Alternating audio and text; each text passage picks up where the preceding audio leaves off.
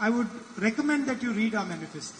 ഇത് ഞങ്ങൾ കൊണ്ടുവരാൻ ആഗ്രഹിക്കുന്ന ഏറ്റവും പ്രധാനപ്പെട്ട ഒരു ആശയമാണ്. ബാക്കിയുള്ള കാര്യങ്ങൾ അറിയുന്നതിന് വേണ്ടി നിങ്ങളോട് ഞാൻ ഞങ്ങളുടെ ഇന്ത്യൻ നാഷണൽ കോൺഗ്രസിന്റെ പ്രകടന പത്രിക വായിക്കണം എന്ന് നിങ്ങളോട് ശുപാർശ ചെയ്യുകയാണ്, വായിക്കണമെന്ന് നിങ്ങളോട് അഭ്യർത്ഥിക്കുകയാണ്. We have a strategy for employment, we have a strategy for farmers, we have a strategy for laborers, for women, for young men. നമ്മളെ ഈ നാട്ടിലെ തൊഴിലില്ലായ്മ പരിഹരിക്കുന്നതിന് ഞങ്ങൾക്ക് ചില പദ്ധതികളുണ്ട്. അതുപോലെ കർഷകർക്ക് വേണ്ടി പദ്ധതികളുണ്ട്, സ്ത്രീകൾക്ക് വേണ്ടി പദ്ധതികളുണ്ട്, യുവജനങ്ങൾക്ക് വേണ്ടി പദ്ധതികൾ. ഇതെല്ലാം ഞങ്ങളുടെ പ്രകടന പത്രികയിൽ വിശദമായി ഞങ്ങൾ പറഞ്ഞിട്ടുണ്ട്. And the BJP has also promised a few things. അതിനൊപ്പം ബിജെപിയും കുറച്ച് വാഗ്ദാനങ്ങളൊക്കെ ഈ നാട്ടിലെ ജനങ്ങൾക്ക് നൽകിയിട്ടുണ്ട്. I looked at their manifesto. ഞാൻ അവരുടെ മാനിഫെസ്റ്റോ ഒന്ന് കാണുകയുണ്ടായി, നോക്കുകയുണ്ടായി. They have two main ideas. അവർക്ക് രണ്ട് പ്രധാനപ്പെട്ട ആശയങ്ങളാണ് അവരുടെ പ്രകടന പത്രികയിൽ. One is to bring the Olympic Games to India.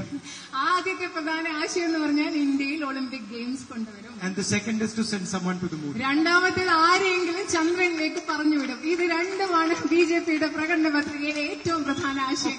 Of course, they will use a rocket that ISRO made, which was founded, which was supported, developed by the Congress Party.